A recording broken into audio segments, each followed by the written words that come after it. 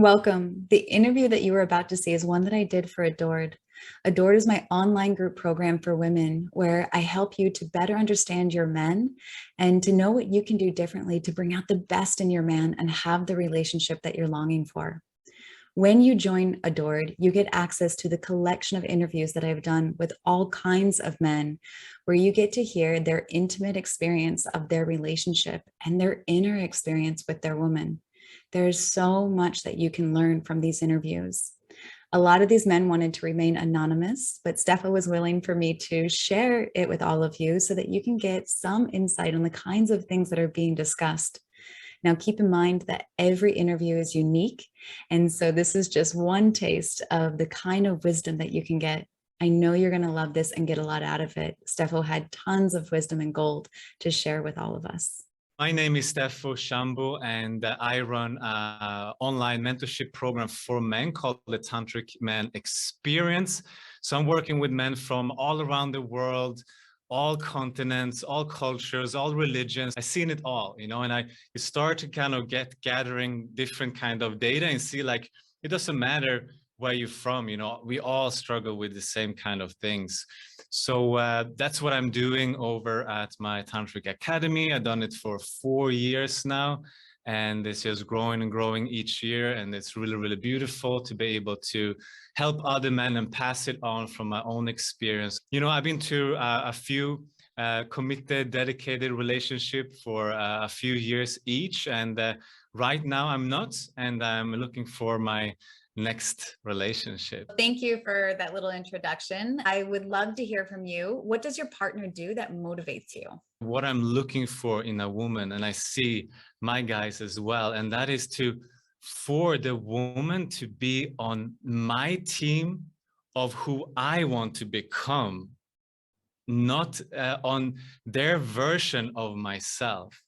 And it can seem like a very small kind of difference there, but it's huge. It feels so different, because, the version I have of myself or who I want to be as a man in the world, as a businessman, as a leader, as a father, whatever it might be, when I'm supported in that, I feel really, really motivated. I feel like she's on my team. I have someone that loves me. This is someone I can invest in and I want to commit to. But when I start to feel like, I think you should dress in this way, and, driving this vehicle, I don't know about, maybe you can change that. And I don't like how you're like always talking to my friend, like when they started trying, I wanted to read this book, and here is a book for you, like read it, please. It's like they trying to support me in the version they want me to become. And it never feels like I'm not accepted for who I am, and I'm just not okay. And like, I have this idea and I just want to get support in that. So that's a huge, that's everything. I think that's everything. When I feel that, I feel motivated. I feel like I want to give back. I feel like I want to commit. I'm so glad that you spoke to that, because so often I find that women are not present with the man that is before them, but this whole potential or dream that they have. I've also heard this quote where it says like, a woman gets married hoping the man will change, and a man gets married hoping the woman will never change. And so I think it's important there. And also, one of the things that I teach the women in Adored is to really make requests. And a request is like, do you want to do this? Like, this is something I would like. This is something I'd like to share with you, whether it's like a book or a podcast. Are you interested in this? Because so often women are making requests, but they're actually demands. And so really being able to give space for the man to have his own interests and passions. And also, if he doesn't want to share those things, like maybe he doesn't want to have the same kind of social life, or he doesn't want to put his time into the same kind of things, or he doesn't have the same dress style as you had. So I like that you touched on all of those different areas. And it's really important that a woman create space. Like, I like it when my partner gives me feedback about, the clothes that I'm wearing and what he likes and doesn't like, because I want to look good for my man. And I also like that he allows me the space for my own expression around that, and vice versa. So I think that it's great to give those like suggestions, requests, or opinions, as long as they are not demands, and that you're checking in with the other person. And what motivates you to show up more in the relationship? I imagine it's pretty similar, but just in case there's anything else that you want to add on to that. For me, and what I see in everyone, like that's number one thing. And it's that slight difference, you know, like, is it on my team supporting my vision of, you know, a betterment? And that can be like holding me accountable, like you said, to the things like, you know, you said that you wanted to be more disciplined, and now I see that you're kind of slacking. You know, what's happening? And that is not like a put down or like trying to change. It's just like, she's keeping me accountable and challenging me in a good, positive way. And I like that. I love that, you know, so I want to show up more then.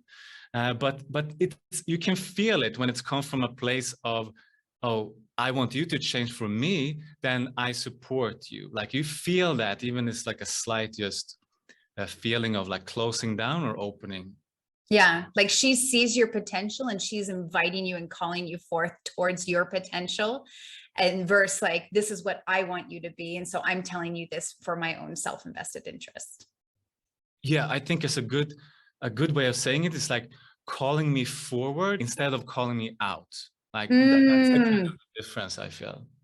Great. Calling me forward instead of calling me out. I love that. And, you know, in this is also something that I work with the women in Adored about, like how to give your man feedback, because from so many of the men that I've interviewed, they're like, I want a woman to challenge me. Like I want a strong woman who's going to like inspire me to be my best version. I don't want somebody who's just going to be a doormat and really passive. Like they want that kind of partnership for growth, but it really depends upon if it's done from like the arms crossed kind of thing, or if it's done like out of love and open heart and enthusiasm approach. Yeah, and you can't fake that. It has to come from like a true place, authentic place, right? You cannot just, oh, Justine said I should do it, and now I'm doing it, but I don't really feel like it. Like it doesn't work. What frustrates you about your previous partners and your relationships, or about women in general? Usually it's like complaints about different things, and I, you know, of course, like I've been doing this for a long time, so I realized there is an underlying request. But, you know, when it comes in the form of complaint, it's difficult to hear the request behind it, you know, because when it's complaining, oh, you didn't turn off the lights again, you never do that, and you're always working.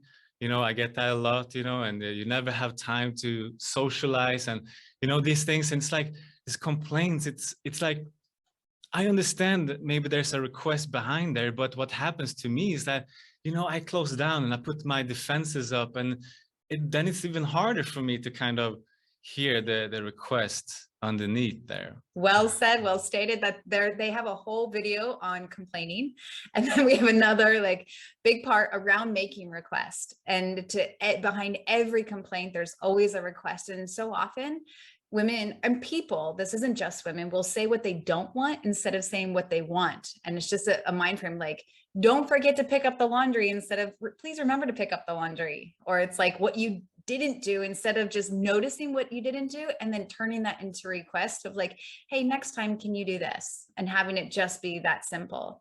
If people can switch the frame of mind in their communication with just that in a relationship, I feel 50% of relationship problems would be solved with that awareness alone. Yeah. And what really helps me to want to do those requests even more is like, oh, I feel so supported when you do X and Y, and it makes me happy, and it makes me I'm more in love with you. Like, oh, wow, I want to do that. I want you to be more in love with me. So if I hear it in this way, I'm way more probably going to do it than when it's in a form of complaint. I tell the women, like, when you make a request, tell the men of what it's going to provide for you. Like, let them know, because the request is just like, can you do this? But there's no like motivation and enthusiasm behind it. But if they're like, when you do this, it makes me feel like this, or it does this for me, that it gives a whole nother level of motivation behind it. But also when it comes to something very sensitive, you know, for me, sometimes maybe I don't notice that a certain thing has impacted my partner and she is emotional or upset or whatever. But if she shows those emotions and being vulnerable and show me like how it impacted her, my heart opens and I want to kind of be there, present, and help her, you know. Otherwise I might not kind of register that. But so the same thing goes when it's like and emotions, but I know it's more difficult because you have to be vulnerable and let the guard down. But that really hits home for me. My heart opens, and when I see a woman hurt or emotional, upset, I want to be there and take care of her. So many men have expressed that kind of like commitment to being supportive of a woman. And I think sometimes women get a bit of a jaded view and they don't see that in men and they don't think it's there. They don't know that it's there. But I have seen that in the heart of so many men. And so much is there around the communication. And so it's another big thing that I'm giving to the women is like, when I explain on a basis of like how our brain is wired and how men might not pick up on facials or subtle cues and why that's happening. And then when you're hurt, to let the man know in real time where he can actually do something about it instead of 2 weeks, 4 weeks, or a year later. You know, you did this then, and the guy doesn't even remember. And there's nothing, he's like, why are you telling me this now? Like, had you told me right when it happened, I would have said, sorry, and that's not what I meant. Or, you know, being able to remedy the situation in some way. And so I work with the women on, even if it's just saying, ouch, like, ooh, that hurt, like letting it be known in that moment. And then also being able to communicate from a really vulnerable place. So rather than blaming the man for like, you made me feel this way, of being able to do some deeper work to get in touch with the trigger, like the core wound that got triggered, rather than it's just all about this relationship dynamic, because it usually goes so much deeper than that.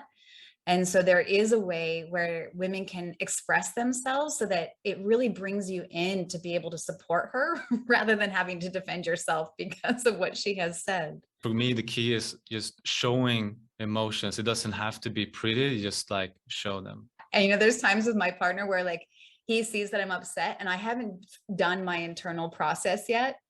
And so I'm still in like, it's his fault kind of mindset. And so I will warn him, I'm like, right now, I call like, I'm on the second floor and I'm focused on what you're doing wrong. I haven't gotten to my accountability yet. And he's like, it's okay, I'm ready for it. And like, it's nice because I warn him with my level of accountability and where my mindset is in that moment. And he holds such a beautiful space and helps me to like talk it all out, because that's something that's really important for women to be able to do. And sometimes they end up doing it with their partners. So when a man can understand that kind of dynamic of like how a woman's mind works, and just by being able to like get all of those complaints out in a controlled container and setting, I think it's a really beautiful gift that a man can have. And it is definitely a skill that I think most men would need to develop, because it's a tough one to stand at in front of a firing squad and not react or run or check out. Well, my next question is about your alone time. And I know that you're a man who likes to work a lot, and also like that there's going to be something in there for alone time for you. So how important is alone time for you, and what does it do for you? Me personally, it's very important. I'm an introvert, and you know, I am building a business, an entrepreneur, you know, so you know, I'm pretty happy alone, you know, and I can be alone probably more than others, you know, and so for me, it's very important. That's how I rejuvenate my energy, to recenter when I am not having alone time for a period of time. What I notice with me is that I get a little bit uncentered, or maybe not so grounded, and I feel like I'm more reactive and not at peace just with life, because I'm not focused on like what's my next things, what's the most important in life, my priorities, and so I kind of tend to forget myself a little bit. So for me, it's very important to come back to alone time. And that can be small alone times, like once a day, and it can be bigger ones, maybe once a week, once a month. You know, I think that this is something that's really getting lost with the modern man, because men, as they are becoming like, more integrated in their feminine and more involved in the family and relationship dynamics, we don't have these traditional gender roles. And a result of that is that men are losing their man time, their cave time, their alone time. And it's something that I really emphasize in both my men's course and women's course. For like men, you've got to find a way to bring cave time into your life. And women, you want to support this, because exactly as you said, you're like, I don't show up as my best for myself, for my business, for my relationship, if I don't have that alone time. And I think because women, especially if they're not the introvert kind, they may not understand how important alone time is. And you described it really well, because what happens is like, it produces testosterone, it rejuvenates you, it gives you focus, it gives you clarity, it gives you composure. And, when you're using all of that up, whether in your business or your relationship dynamics, you got to go recharge. And that's how you do it. Women recharge in a different way. And so because that difference is there, they don't always honor it, which brings me to my next question is, what does alone time entail and what does it not entail? And focusing on me, for me, it's a lot of going inward, right? So if I'm alone and I'm just on my phone scrolling and messaging people, it's like it's taking away the power of the alone time, even though that can be relaxing, right? But for me, it's a lot about going inside. So for example, meditation, breathing exercises, visualizing my goals, or doing some yoga postures and things like setting my intentions and goals for the day or for the week, and to kind of like having like a little meditative journal and just be like, okay, this is where I'm at in life. This is what's important to me. These are my priorities. And like, setting these things is also a long time, because it's kind of, re-engage me with where I'm at and what needs to be done. And when I have that, and it's clear and organized in my mind, life is better. I like that you started with that there's no messages coming in, because that is information that we need. Like I remember, and I've heard it from several men that I've interviewed where they're like, I just need a time where I know that I'm not going to be interrupted. Someone's not going to pop into my room and ask me a question, or, I'm not going to get a message that I have to, or I'm expected to respond to. Just a time where I know that I'm not going to be disturbed, I'm not going to be interrupted, and I have that space to just be with me, go inwards, listen to music, meditate, breath work, or just, be and do nothing. Again, not something that we might be able to comprehend. Right. And what I usually tell my clients, because I agree 100%, is that trying to find a space in your home that you can just dedicate to have as an alone place, or a man cave or whatever, meditation place. And that can be in the garage, or that can be like a like a place where people don't go in, and you can maybe even lock it if you feel, or just have saying like, hey, that this will be like, I'm setting up a space, I would do some meditation in here. When I go in there, can you please not kind of disturb me, because it's important to me. So that works pretty well, I have to say. If there's such a place in the house, I highly recommend that. I absolutely recommend having a man cave space. And, for my partner, I made him a little handle to put on the door that was like, let me know now is not the time to come in or enter. If I see that sign up, I turn and walk the other way. What do you notice about the different ways in which you and your partners in the past communicate? Something I notice is that with my partners and also with my clients is that, since women tend to speak more, and especially in my relationship, they do, what I found is that some things that are important might be said in passing, which does not register in my brain. So, if it's something we just, cooking a meal, and it's like, oh, it would be so nice to go more to the beach and watch the sunset. I would agree to that. Yeah, that would be great to do more of that. But it wouldn't register. And then maybe 2-3 weeks later, it might come back to me and say like, oh, but so, I asked you to do this, but you never did. Like, we never did that. It's like, what? I don't even remember. I forgot about it because for me, it didn't register. It was just a casual conversation. So what really helps me and a lot of the clients that I work with is that, if it's something important that you want more of, sit us down and just say, hey, like, do you have 1 minute? There's something I would just like to tell you. And then all of a sudden, my ears goes up and it's like, oh, this is important. I better pay attention now. So whatever comes after that, it will register. So if it's something like, I really love to watch more sunset. Would you be open for that? It will really makes me happy. They will really make me happy. And I'll be, oh, of course, let's do something tomorrow, right? So immediately I'm responding to that. Does that make sense? Completely.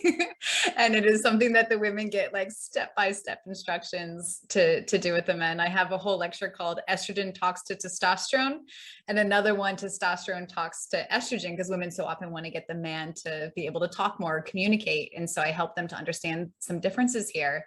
And what you just said, I think if women really understood this and honored it, it would help to avoid so many problems and hurts too, because they don't realize in some ways that a man just doesn't take it in. And so I break this down on like how the brain is structured and different things that are happening when you can create an environment that really supports being able to attune to each other. The woman can feel so much more supported, and the man gets to feel so much more successful rather than a disappointment. And what advice do you have for women on how to communicate towards their men? For me, coming back to the most important of all, challenge me in a good way, calling me forward, and so if I say I want to become this type of man or father, and that, I want to have this type of discipline and these goals achieved in my life, that, they are there for me and support me.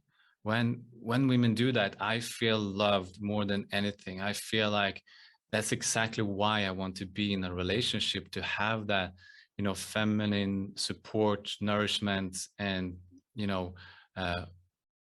for my betterment of what I want. It feels, it's I don't know how to explain it. It's just so rewarding when you feel like someone wants what you want, and accepted and loved and all those good things. What do you notice the differences between how men and women will be with their emotions? Generally speaking, and what I see in my clients, men would try to kind of not express their emotions, even though they have emotions, but they kind of bottle them up.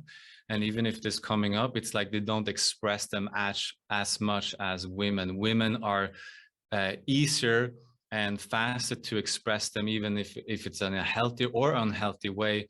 They will express them more often in both forms.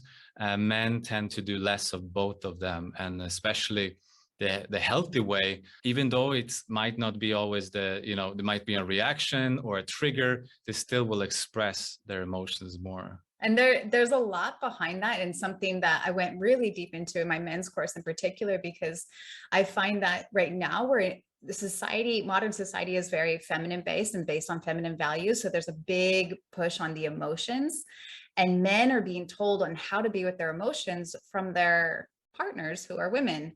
But the thing is that men and women do not process and deal with their emotions in the same way, based on our brain structure, based on our hormones. So it's a really interesting thing for me to contemplate and go into as I made my men's course, because I see so many times men being told this, whether it's by their female therapist or it's by their woman or their mother or their sister. And so really wanting to give clear guidance, not from a gender bias of myself, and to be able to help men to, how can you go through your emotions in a way that is like conducive to how your brain and your body is wired and built and set up, and then helping them to understand that for themselves. Because I feel like when men try to take on the advice from the women because they see it really works for her, and then it doesn't work for them, I've watched men internalize that and think that something is wrong with them, and the women can support that. They're like, oh, you're blocked, or you're cut from your emotions, like, you're numb. And that's not it at all. They just deal with their emotions in a different way. So I really try to bring a solid understanding of these differences in these programs, because there's so much that's getting confused in that. And that's why it's good to learn how to deal with emotions with other men instead of your partner, because otherwise your partner become your mommy or whatever, and it creates not a very sexy polarity between the two, right? So that's why I focus a lot in my work to kind of, we get vulnerable, we process our emotions together as men in a group. We're not like all over the place, and we heal them in front of other men. It's such a healing thing to do, and not the first thing to go home and talk to your wife, but first maybe be with your guy friends or a men's group, or a men's program, whatever it is, right? And deal with them there and process them there, and you see it's a totally different avenue of the emotional lane that opens up. Coming back to what we spoke to before, like men used to be, we used to be hunter-gatherers, and the men were away for a long time hunting in the forest with only men, and the women were stayed home, right, and take care of the babies. And we have this in our DNA, I believe, that we spend days and nights and a week just with other men, sitting in silence in front of a bonfire, and just like dealing with our emotions. And we come back home to our wives and to our children, and we are like replenished, and we're good, and we're solid, and we're non-reactive, because we got to experience that with other men. And I feel like, yeah, it's not about being all over the place and too soft, but this is about like, bringing men together and experience vulnerability with other men. And I feel that's not 100% accepted in today's society. So I feel this work is so beautiful and needed. So important. So many things that you just said. One, being a part of a men's group. I wish that all men had that kind of container and support, whatever it was. And this was something that was really beautiful when I ran the men's program, because I do group coaching there. And that was one of their favorite things, of just being able to be in a space where they could share and process and be supported and held and like respected by other men in that vulnerable space. And I love how you went into this, because I think that you said something that is so important. I really want to reiterate it and emphasize what you said, which is not going to your woman so that she's not your therapist, she's not your mom, she's not your coach. And, in the programs, I explain, if you do that, how it's affecting on a hormonal level and creating a reverse polarity. Like, it puts the woman in her masculine, it puts the man in his feminine. And in that space, the man is not going to get to a place of where he is centered and having his clarity and feeling confident. And he's not going to feel better by going into that process. That works for women, but not for men. So when women are like, oh, just talk about it, you'll feel better. Yeah, but not to you. So, Yeah. And you're not going to feel better. I know you think you want this, but you don't. And sometimes I'm a bit upfront and direct with that with women. And at first they're like, no, I want it. But then they realize like, oh, that's not what I want. And then I get to the truth of what it is that they're really looking for. And a lot of them at that point, because we've done enough work, they're humble enough to really acknowledge that and drop into the truth of that. Because you want to be supportive, you want to be there for your man, for sure, and you want to be there for him in all of his different faces. But I think it is so important for a man to have man friends, to have a coach or a therapist, to have a mentor, to have a group. Like, thank you for emphasizing that. I think that is so crucial for people to hear. And also, it doesn't mean that I cannot be vulnerable with my woman.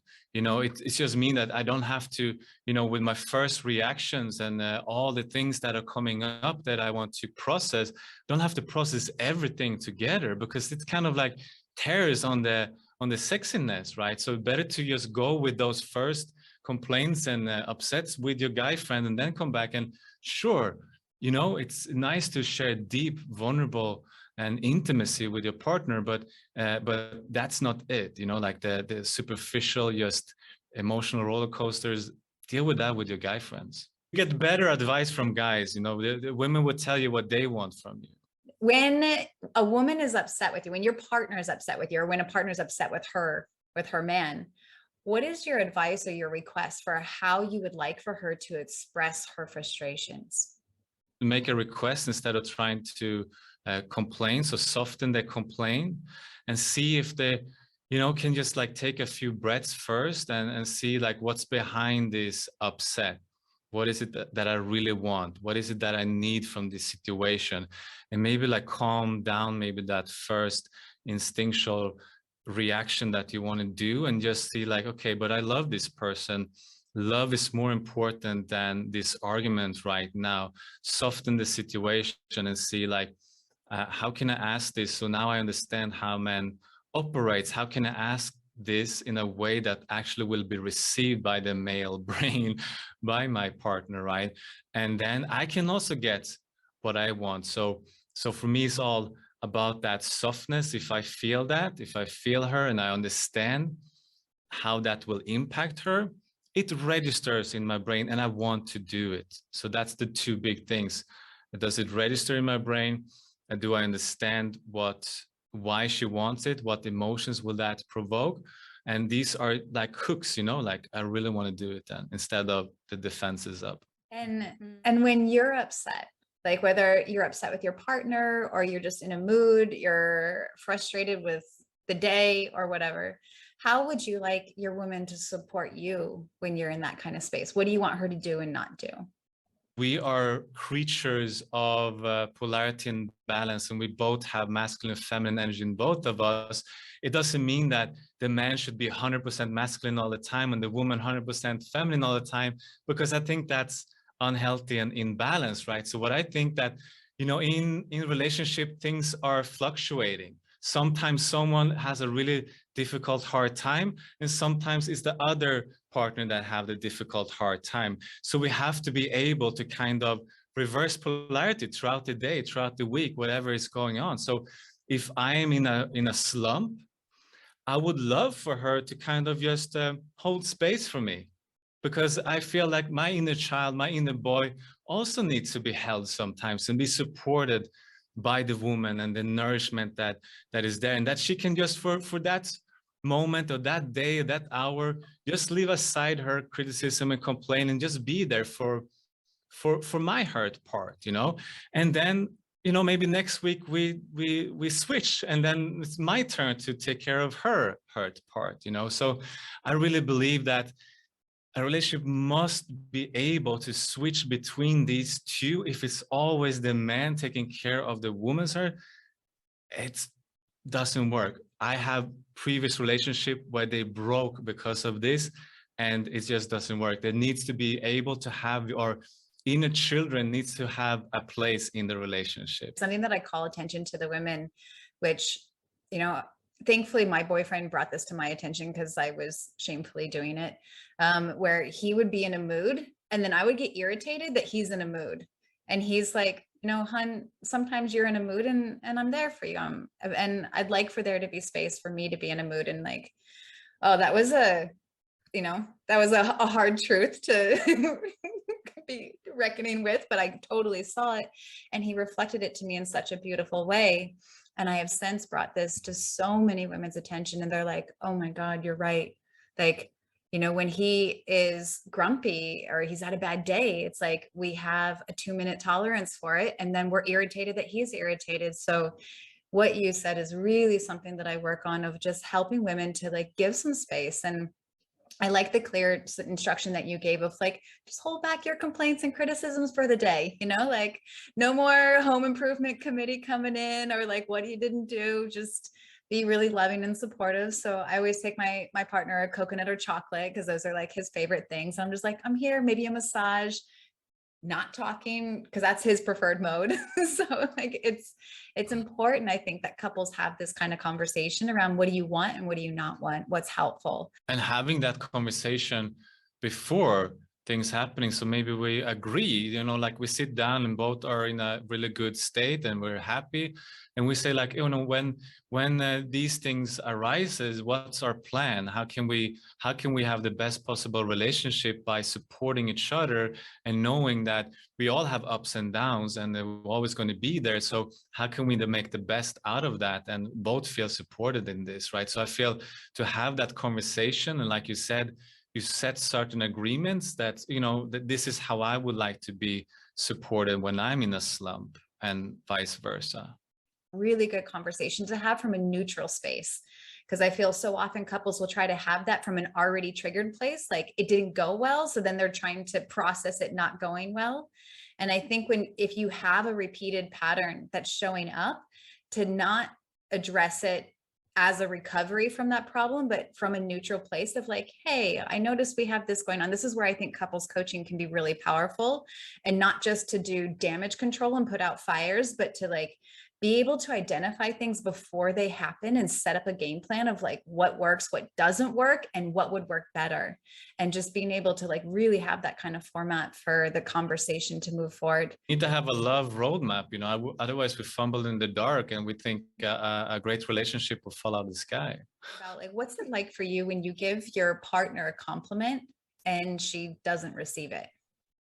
If they're not able to receive it and deflect it, that something is there that maybe they haven't healed, or they're not feeling worthy of it, and maybe they are shy, don't have the confidence to just like accept that. And for me, one of the sexiest thing in a woman is confidence in themselves, in who they are and what they do, and all that. Confidence is sexy in all genders. For me, it feels like, oh, they're not confident enough to be able to just receive this. And that's not super sexy to me. I think sometimes women are like, I don't want to come across as arrogant. So they play this like, oh, no, no, no. And it is also reflecting some deeper wounds inside. And I have an entire module in Adored around receiving, because there is a lot of deeper work, whether it's unworthy or it's fear of obligation or just what they learned in their childhood that they need to do some reprogramming around. But I love that you really put that invitation out there around like, you know, when you receive a compliment, it shows your confidence, and that is really sexy. From a general perspective, like what would you like to better understand about women, or what do you think men would like to better understand about women? What they really want, having those clear communication that registers, instead of just like, oh, you have such a bad memory, you never remember anything I tell you. But I have a good memory. It's just that, you know, you have to tell me in a certain way that, like, if it's something is important to me, let me know it's important. And there's not in a million years I will forget it, you know? So it's not about my memory. It's just about how I register it, you know? So that's the most important thing. Instead of saying things, you know, in a non-contextual setting, and we're just talking, and you know, like that would just be a good time for me. It was not registered. Quite often, at least I've seen this throughout my years of being able to learn how to make better requests, is what was really clear for me was not clear for my man. So it's like really clear details around like, you know, what, and not to the point to where it's emasculating and controlling, but just so that like setting the man up for success. Like, this is what I want. Because I think sometimes if somebody says like, I'd really like to be supported by you in this, okay, but what he thinks is support and what the woman thinks is support could be totally different things. You can ask him also like how, like what would be the best way for him to be able to do that. And what would you like for women to better understand about you or about men in general? That it's very, very difficult for men to be vulnerable and to access, you know, express, feel, and access their emotions, because we have been so programmed by society, our parents, our grandparents, and what masculinity should be. And so that the most important thing is to like understand that this is what men are going through collectively, trying to break this stigma around it. And it can be very, very difficult sometimes. So to have understanding, you know, love and support around it, and maybe encourage that even, you know, it doesn't mean that men should become soft and more, you know, female-like, you know, it just means that they're going to reclaim a natural part of being human, which is to, you know, really embrace emotions and express them in a healthy way, right? And I think that if women understand that about men, and that all boys grow up being programmed like that in school and TV and macho culture and the superheroes and all that, and we still have that, but we forgot, we don't even realize it. And that's why you women would say, oh, he's stonewalling, he's putting his walls up, or he's never communicating, feel like he's not there. So encourage him. This is a wound, like a cultural wound. So if this is understood and the men actually want to work on it, support that, you know, because that can change the whole dynamic and the whole man, and then the whole relationship. When I was in university, I studied psychology and sociology. And in one of my courses, we watched this documentary called Tough Guys, Guise. And it was such a beautiful insight into around the kinds of things that boys, so starting with like, you know, grade school and then high school and going into college, of the kinds of things that they were up against, because there's so often an emphasis on women and like having to live up to the Barbie model. And, but, you know, Ken doll is equally out of proportion. And so just really bringing that to attention, because I think that it's something definitely when I was in university that was not in awareness. It's become more into the awareness in these last couple of years. But I think that you emphasizing that here is still something that I think so many women can do their work on better understanding men, because there's a lot of times an expectation for men to, you know, learn about women more and learn about their sexuality.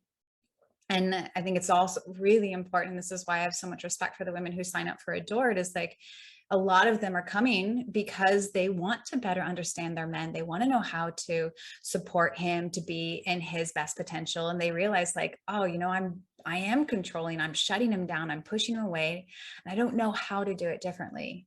And so just the fact that's the first step for women to realize like, okay, there's so much beautiful brilliance inside of this man, and I want to be able to engage with him in a way where I can open that up and to like invite it and pull him in rather than push him away. Do you have anything else, just based on how this conversation has unfolded, anything that's rummaging around inside of you that you would like to say and to express and to share? I feel again and again, this is my passion. I love talking about this, and I feel this can change the world.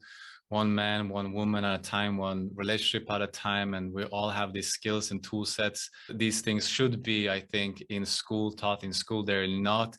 It's hard to find them. So what you're doing, I adore that, you know, and you know, if there are, you know, any women watching this and they feel like their man would need help, you know, go to tantricacademy.com, and like all the information about what I'm doing, it's on my website. Yeah. Well, based on the things that you have seen with your clients, like what's something that the men are really struggling with, where you see the women are kind of contributing to a problem or a disconnect in the relationship, where, and if they had a better awareness of it, that they would actually be able to be more supportive of what their man's going through with his sexuality? For men, it's all about performance, right? So they feel insecure about the performance, and they feel, you know, oftentimes they feel judged from their women, even maybe if the woman is not even judging them. So imagine how big this is, right? So they might feel rejected, even though maybe the woman is not actually rejecting him, or maybe the woman is supportive verbally, but you know, physically they're not so supportive and kind of not very satisfied. So there's kind of this non-verbal signals of, you know, not being happy sexually and things like that. So the best thing for me is like to really have that conversation and say like, you know, I understand you're working on these sexual aspects, and it's okay. I'm going to be here with you. If this takes a few months, let's do it together. Let's work on these things. So, you know, because this voice of the fear of failure, the fear of rejection, the performance anxiety is so big when it comes to men, because most men are struggling with, you know, at some point in their life with any of the sexual dysfunctions. And can you share a little bit more the kinds of things that you're helping men do with their sexuality? All the types of sexual dysfunction. So when it comes to premature ejaculation, like 35% of all men have experienced this at some point in their life or have it right now. And that means that, you know, like ejaculating before he wants it or the couple wants it, right? And I even had talked to so many guys that actually it broke their relationship or the divorce because such a thing, and they don't ask for help because they feel shame about it. They feel like they should be able to just be, you know, they watch porn and that should be enough. They should learn everything from there. And they feel like men don't ask for help, so they go by themselves and isolate and feel really, really bad about it. That's one thing. Premature ejaculation, erectile dysfunction, which has so many levels of, it can be a physical issue.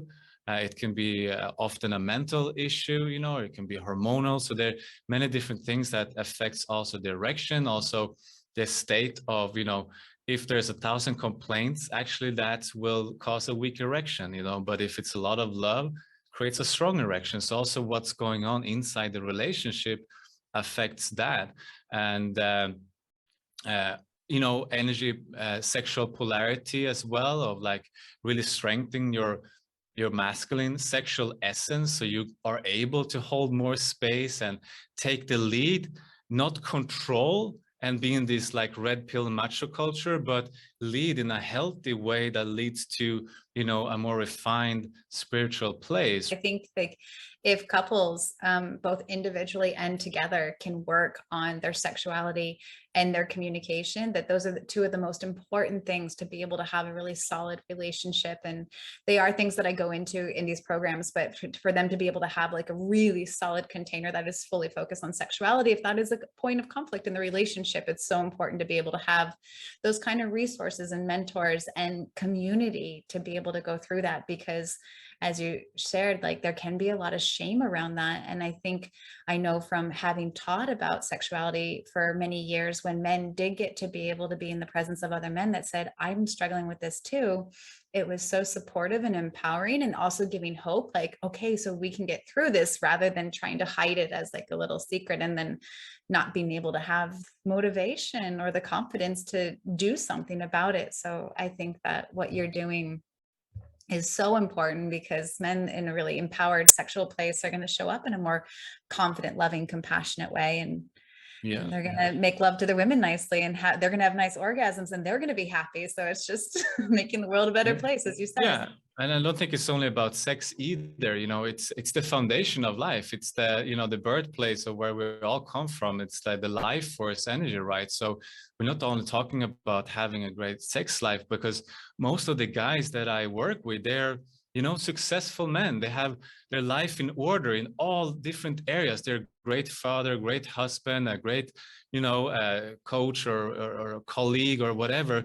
But it's always this part missing, because if we add up all the sexual issues and then lack of confidence and, you know, adding all the sexual trauma also, you know, almost all men have some of it in the world, right? So when we talk about working on this, it's not just like, oh, I'm going to be a sex god. It's about, I'm just going to fix this fundamental part in my life so my whole life can be better.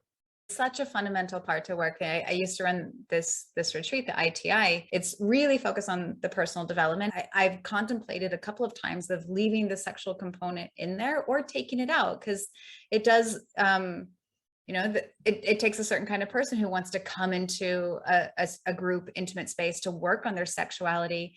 And every time I've contemplated it, I've absolutely decided to leave it in there, because it is such an important part of our being, of our life. And so often, I know for me, when I've gone and done retreats, it's like I've done these personal development retreats, and it's either like all about sexuality or mostly about sexuality, or the sexual component isn't really touched upon. So it really motivated me to want to have that as a big part, but not the only part. So it had an equal place, and compared to all of the other stuff that we were working on, you know, the shadow work and the personality, the communications, the emotions, because it's such a big part of our life. And I feel like sometimes it gets a little attention or a little chunk, or it gets a really big attention. It's either focused on the performance or it's avoided, kind of. I don't feel like it's a lot of this kind of integrated, holistic kind of sexual work out there. Well, Steffo, this was so enjoyable. You just offered gold nugget after gold nugget after gold nugget. I'm so excited for people to be able to listen to this. So thank you for your wisdom, your insight, your advice, and just sharing for your experience as well. It was really beneficial. I thoroughly enjoyed it. To learn more about Adored, check out the link below. And if you're a man and also interested in learning how to better understand your woman, check out my program for men called Lead Your Love. The link is also below.